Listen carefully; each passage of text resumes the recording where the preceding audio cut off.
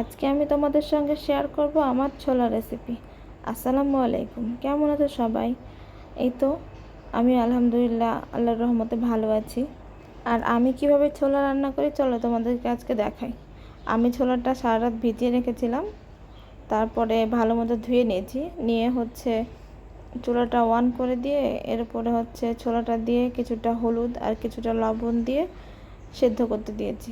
ছোলার মধ্যে হলুদ দেওয়ার একটা কারণ যেন ছোলাটা কালো না হয়ে যায়। সাধারণত আমরা হলুদ না দিয়ে ছোলাটা সেদ্ধ করলে ছোলাটা একটু কালো হয়ে যায়, আর যখন আমরা হলুদটা দিয়ে সেদ্ধ করি তখন ছোলাটার কালারটা একটু হলুদ রঙ আসে, দেখতে ভালো লাগে।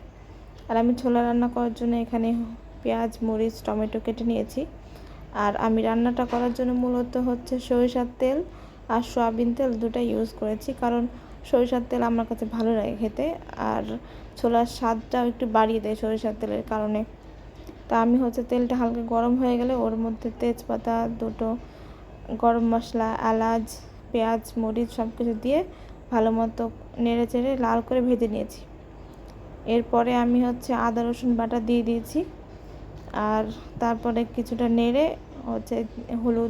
হলুদের গুঁড়া, লবণের গুঁড়া, কিছুটা জিরার গুঁড়া দিয়ে ভালো মতো মশলাটা কষিয়ে নিয়েছি।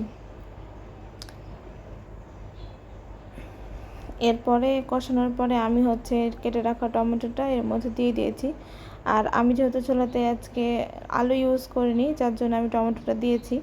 আর আর টমেটোটা দেওয়ার কারণে ছোলাটা একটু মাখো মাখো হবে, খেতে অনেক ভালো লাগে আমার কাছে। তো আমি টমেটোটা যখন একটু গাঢ় হয়ে মাখো মাখো হয়ে গেছে, ভাজা ভাজা হয়ে গেছে, তখন আমি ছোলাটা দিয়ে নিয়েছি।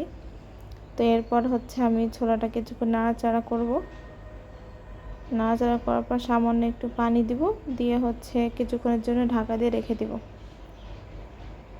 পানিটা দেওয়ার একটাই কারণ, যেহেতু আমার ছোলাটা সেদ্ধ হয়েছিল আগে থেকে, পানিটা দিয়েছে এই কারণেই যে যেন মশলাটা, লবণটা ছোলার ভিতরে ভালো মতো ঢোকে। এরপরে আমি কিছুটা নাড়াচাড়া করব। করার পরে ছোলাটা প্রায় হয়ে এসছে। এই পর্যায়ে আমি ছোলাটা নামিয়ে নিব। এই তো পরিবেশনের জন্য রেডি হয়ে গেল প্রায়। আর তোমরা দেখো আমার ছোলার কালারটা কত সুন্দর এসেছে, দেখতে অনেক সুন্দর হয়েছে, খেতেও বেশ মজাই ছিল। তো আমার ভিডিওটা যদি তোমাদের ভালো লাগে তাহলে একটু সাবস্ক্রাইব করে দিয়ে আমার পাশে থেকো। আল্লাহ হাফেজ সবাইকে।